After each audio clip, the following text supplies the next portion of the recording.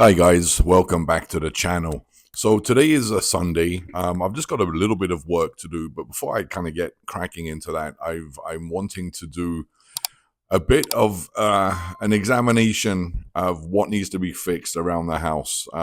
Winter's almost over, um, but without fail, every spring, the whole backyard, the deck, the balcony, everything is a complete mess. We get some rather bad winter storms here, very strong winds. So no matter how much I prepare in the autumn before winter hits, by early spring there's always a lot to do. But this year I'm doing something just a little bit different. But before I get into that, just introduce my cigar of the day. Maybe my first of a couple of cigars of the day. I'm enjoying a Gurkha Prize Fighter. Not a bad cigar. It's not going to blow your socks off, but it's very decent, fairly mild. So as a first cigar, it's really not a bad one to have. Ecuadorian, Connecticut uh, wrapper, and Ecuadorian and Dominican binder and fillers. So Gurkha is always a fairly solid cigar. I've never ever had really any problems with them. So I do keep a few in my humidor as really kind of like just everyday cigars. But so following my earlier video, my previous one, you may have seen, I'm really shifting my a lot of how I'm living, trying to be a lot more intentional and to really take a step back a little bit and focus on things of real value. And something, Lisa and I really value is the food we eat. And I've really, you know what, I follow so many channels on people that homestead, that raise their own animals, that grow their own crops. And I've always been really intrigued by this. But you know what, really looking, it's nothing that our grandparents didn't do. Mine during the war, when in England people had to grow their own food. But it's something that's always really interested me. And I've done it on and off over the years. I grow tomatoes in the summertime. I love growing hot peppers. I grow a lot of hot peppers. I make my own hot sauce. But I want to get a little bit more intentional in how I'm doing this. Already now, I would say that we rarely ever go to the supermarket to buy groceries. We receive our vegetables weekly from one of those online subscription services, but I'll get more back into vegetables in a minute. And we go to a couple of local farms where we actually buy meat directly from the farmer, mostly chickens and minced beef. So and the prices we're paying, the chicken is a little more expensive, but for the beef, it's really comparable to what we're paying in the supermarket. And eggs, we go, there's two small little homesteads we go to that sell eggs, and they are absolutely phenomenal. They're all organic, free range. The chickens are happy, they run around. On one of them, once the chickens stop laying, she just lets them live their lives out. So I like to think happy chickens make delicious eggs. So but I've I've wanted to see it, this how much we can avoid going to the supermarket, really as a way to ensure that we're getting good quality, healthy, delicious tasting vegetables. So this year, I'm actually diving a little deeper into food growing, rather than growing a few things here and there to complement a salad. I'm looking at really getting into growing food. So I'm going to take you on a bit of a tour of my outside, my property outside. I'm only going to be doing this in the back part of the property, not the front. I do have quite a bit of space in the front, but we're on the road, and I like to kind of keep everything away from the road.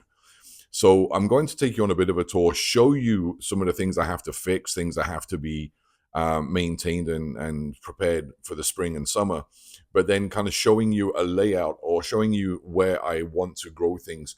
I'm not an expert gardener by any stretch of the imagination. So if anybody You know, if I'm saying something I want to do, and you know, if you want to tell me that it's completely wrong, by all means, I'd love as much input as possible.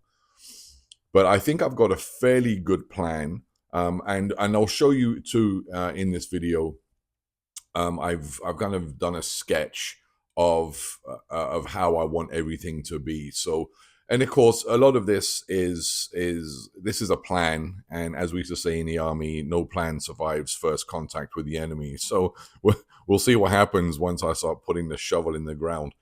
But yeah, so stand by. I'm just going to get my coat on and we'll go for a walk around. It's a little frosty. We had quite a lot of freezing rain last night. So it's that time of year where the weather, one day it can be plus 17, the next day minus 10 and freezing rain. So it's up and down. Slowly, well, actually, not too slowly. We're getting out of winter now. Spring is literally just around the corner. So this is a great time to be, I think, getting ready for this. So I'll be back in a second. All right, guys. So I'm starting on my upper deck. I've got two levels to my deck, and you can see the gazebo here because this will make a lot more sense when I show you the overhead plan. So I've got a, you know what? This is one thing that when we purchased the house, we did redo the deck. I love summer. I absolutely not a fan of the winter. I love the summertime, and we spend a lot of time outside, barbecuing. I've got the Blackstone griddle there. We spend a significant amount of time out here in the summer. But I'm just going to pan around and show you some of the elements I have. So this is not my entire backyard. So if you can see the tree here, and if you draw a line straight across to the tree here, that's the limit. So you can see that fire pit that's just there. That's this fire pit here. That's really the total back of my property line. But I'm just going to start over on the side, actually. A lot of this will make sense when I'm showing you the overhead plan. So this is the side of my house. This little structure here, this is actually an add-on to the house that was built before we purchased the house. And it has to be torn down. When they built that, they didn't build it on a concrete pad. It was built straight on the ground. So little critters have gotten underneath and the floor's about to give way in there. But I did put in a water catchment system a few years ago, trying to explore just, catching water for future plans for growing vegetables outside. This little area here with these paving stones will actually be a herb garden. So that's going to become a herb garden here. As you can see, so I have some steps coming down. You can probably hear the ice crunching underfoot. And this is the back of the deck. And now this is this will make sense again. So as you can see, the back is about 3 feet high. The deck's about 3 feet high, and I've got that trellis covering it. This is the actual entrance. Underneath this small deck area here is actually the entrance to clean out the septic tank. This area here is where I'm looking at having my vegetable garden. So right now, under the blue tarp, I've got firewood. I do purchase my firewood from a fellow fairly locally. It's about $100 for a cord. Comes already chopped. This fence here separates this area from the lower deck, and this is where I'm growing beans, having beans growing up this fence here.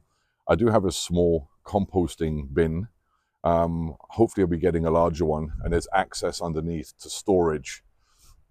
But this will become the vegetable garden.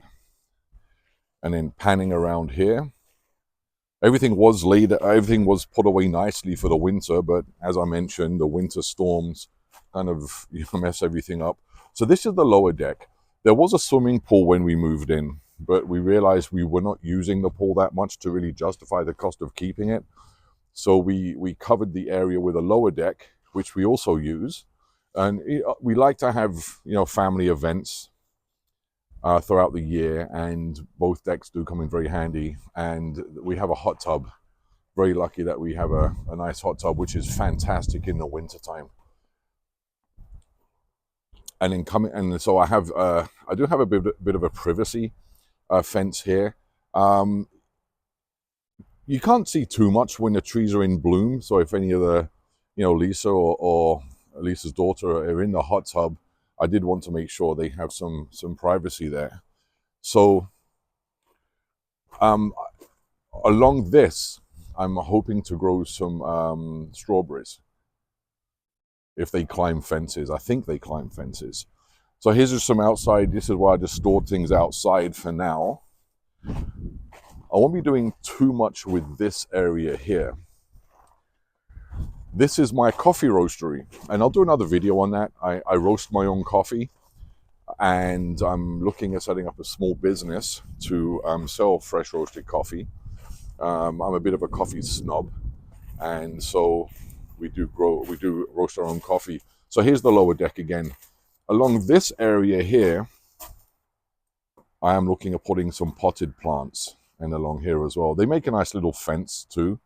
I'm not sure what I will be planting there yet.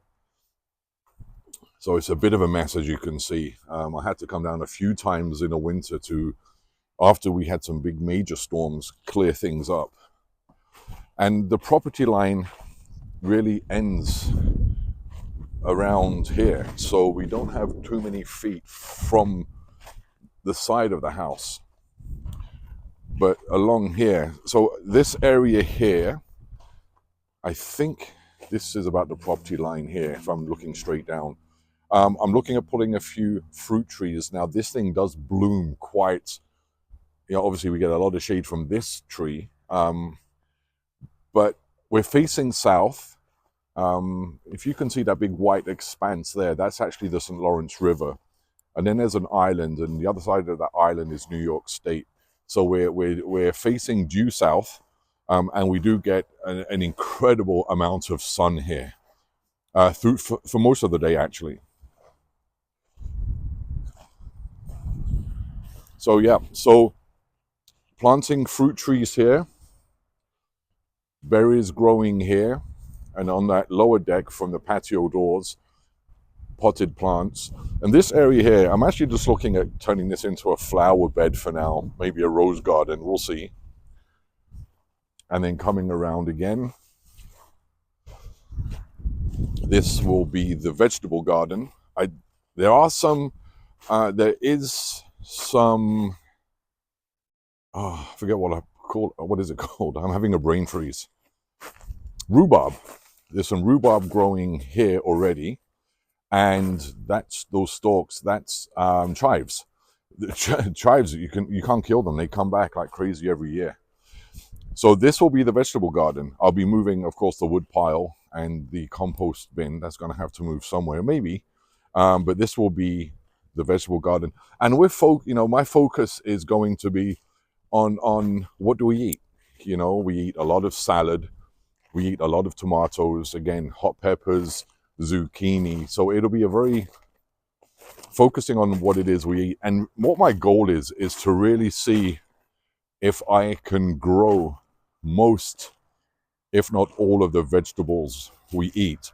The only exceptions might be, and we don't eat too many, potatoes, sweet potatoes, that type of thing. And it has to be seasonal. It has to work with the season. It's a little bit cold today. We're here. I mean, the plan is we want to escape for the coldest months of the winter, and then as per usual back to the UK in the spring. And then back here for the early summer. So really the vegetable garden and what we're doing here will have to kind of fit that season and when I'm able to work on it. And then, of course I can put hanging baskets as well. So there's quite, I think in just a small area alone, we should be able to grow quite a lot. I'm not sure how I'm doing it yet. I don't think I'm going to plant directly into the ground. I'll be using plant beds of some kind. What I'd love to do is at some point, if we can, Actually, we have a gas fireplace downstairs, which looks nice, but I would love a wood burner. I would love a wood burner. There's nothing like sitting in front of a real log fire when it's cold outside. So this tree here is an apple tree. That's technically on my neighbor's property, but it hangs over ours. And you know, she's great. She doesn't do anything with it, and she says, by all means, take as many of the apples as you want.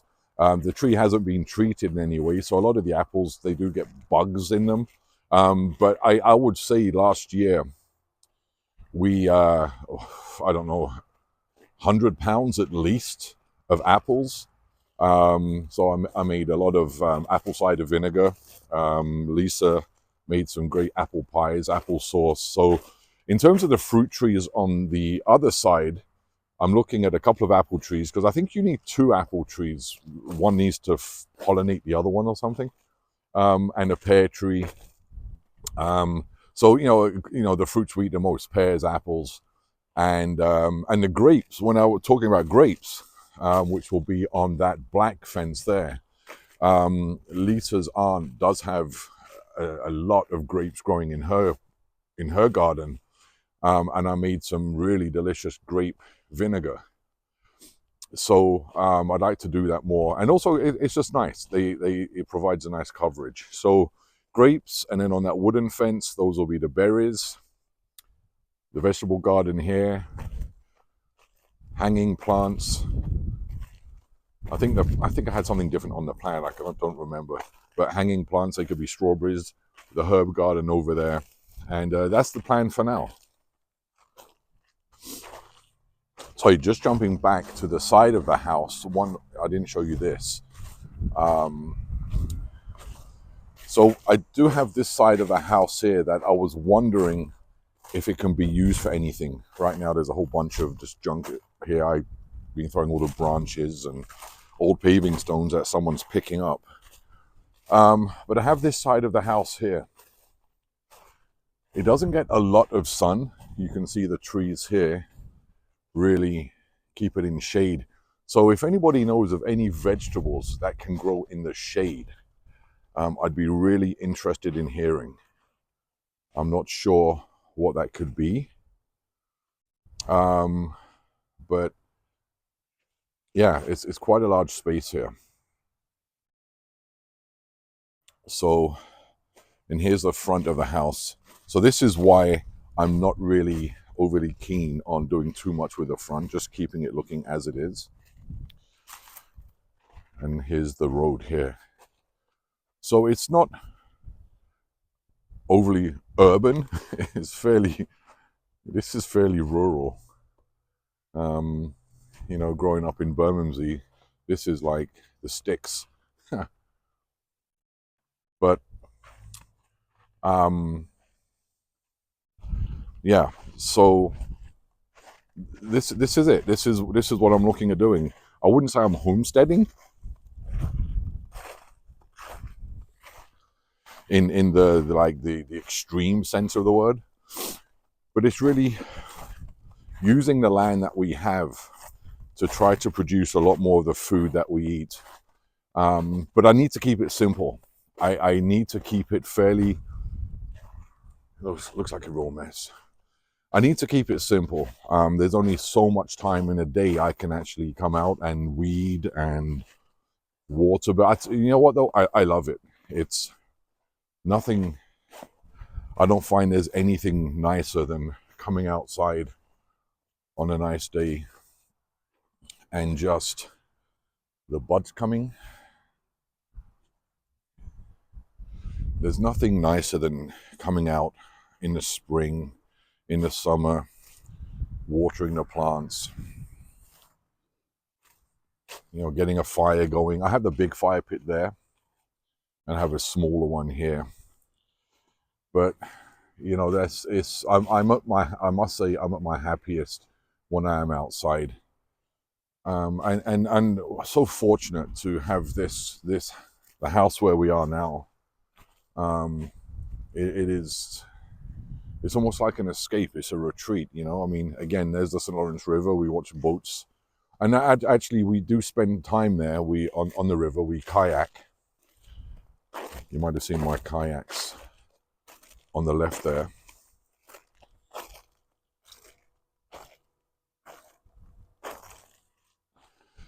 But yeah, so this is the plan. If I could, and again, the only reason we're not, I would love to get chickens. I would love to have chickens. I just love. I eat so many eggs now. I'm not sure what my doctor's going to say, but I eat so many eggs now because they just taste so good. And we're lucky. So if you see all the expanse of land there on the side and right behind us, all belong to the house that's right there. And they have no intention of selling. So no one's going to be building next to us or right behind us or in front of us here. All right, guys. So here's the plan I put together. A great little website, my-garden.gardena.com. I'll put it in the comments below. Completely free to use. This is not to scale. I am not an architect by any stretch of the imagination. But if you start from the very left where it says water barrels, those are those 3 blue water barrels that you saw. Just above that is that shed. It is connected to the garage where I currently have my office and my bar set up where I do a lot of my filming. I'm looking potentially either there or where the coffee roastery is, putting one of those Amish sheds, beautifully built Amish sheds, metal roof, and putting maybe a little wood burner in there. And but just below the water barrels, you see where it says herb garden. That's the area where I have those pavers right now. That will be the herb garden. We use a lot of herbs, basil, sage, rosemary. We go through a lot of herbs, and those that we don't go through fresh will then dry. But that then leads up to the deck where I have the barbecue and the outside furniture. But just below, on the side of the deck there, that's where I'm looking at growing berries, maybe in hanging baskets. I'm not quite sure yet. Then moving along, you see the gazebo. But just below the gazebo is on the ground is where the main vegetable garden will be. It's quite a large area, so I'm looking at maybe putting in some of those plant beds.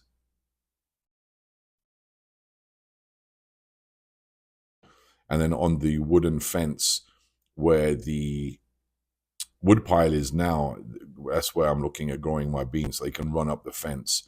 Then on the other side is the lower deck with the hot tub and the furniture. On the black fence there, growing grapes and having a series of potted vegetables, maybe more tomatoes, maybe potentially potatoes, carrots, things that can grow in those 5-gallon buckets. I know that a lot of this, especially the grapes, the fruit trees, they won't be, of course, it'll be a number of years before they start producing. For the fruit trees, I'm looking at maybe kind of jump-starting it a little bit, buying mature trees. But for now, for the apples, we do have that tree I showed you. But this isn't just for us. This is for family as well. Where later on, they can come down, they can get their own fruits, their own vegetables. But that's the plan. That's really the sketch of the plan right now. Again, I would love to do chickens. I don't know where here we would keep chickens. We're not considered. I don't think we're considered rural. We're considered as a residential area, but I believe even in residential areas, you're allowed up to 5 chickens or something like that. But I mean, there's a lot of maintenance, a lot of work. They need daily upkeep, and we're not here for a lot of the year. There's several months of the year where we're not here. So, that we can make arrangements, but it's not something that I'd. If we were here full time, and maybe a slightly different layout, maybe we would do that now. We would get chickens now, but we'll have to that's not on the cards immediately. But like I said, luckily we do have a couple of small homesteaders that supply us with eggs, and we're paying, the price is amazing. It's $4.50, $5, so about £2. We'll get a dozen organic free range eggs, and the yolks. I mean, if you go to a supermarket here and buy eggs, the yolk is almost pale yellow. Um, the eggs we're getting from these little homesteads, they're golden, deep golden, almost orange. Just and yeah, you can't compare the flavor between the two. One of the reasons that I'm doing this, actually talking about flavor, is I mentioned earlier that we do get our vegetables from one of those delivery services, and it's convenient, but the vegetables and fruits we buy at the supermarket and the fruits and vegetables we get on this delivery service have absolutely no flavor, no taste whatsoever. The tomatoes are tasteless, the peaches, the pears are tasteless. Uh, Nothing has any flavor. It's all imported so quickly from Mexico or California, wherever it comes from, and I think they flash ripen everything. It just has no taste. It's dismal. The quality is absolutely dismal. So, growing your own, you're getting freshly grown, beautifully grown fruits and vegetables. And again, you're kind of controlling what you're putting into your body. You're getting the quality. So this is the plan. This is the plan for now, is to kind of really get more heavily involved in food production, but it has to be simple. I don't want it looking like a farm, so it has to look nice as well. Lisa would not let me, turn it into a farmyard.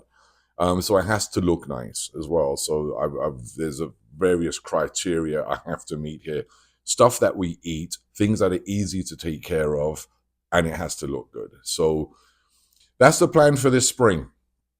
Um, a little bit of homesteading, I mean, it's insofar as that we are truly growing as much of what we eat as possible without relying on going to the supermarket. So if I can get 80-90% of all of our vegetables down, from growing it ourselves, the meat comes from a farm locally, the eggs come from little homesteads locally, then I think really 90-95% of everything we consume is either on our property or locally. The only things, of course, that we can't create or grow or source locally are things like dairy. So milk, you cannot buy milk locally. We can get cheese. You cannot get, but you can't. Can you? Yeah, we can get milk locally, but you cannot get unpasteurized milk. Um, and things like, Lisa does like tofu and stuff like that. So those are things we have to buy. Flour, but we do get our flour from a company in I think it's in Ontario or Saskatchewan. We actually get the flour. What are they called? Buds, grains, and we mill the flour ourselves. And we don't eat a lot of bread, but when we do, we like to actually mill the flour ourselves. I mean, what they put into bread in Canada is horrible. I don't think it's even considered a food product in the UK or Europe. What they put into bread here is dreadful. So we do like to make our own. And when we do, if we don't mill it and we do buy flour, if I'm making pasta, which I tend to make from scratch, it'll be from imported pasta from the UK or from Italy.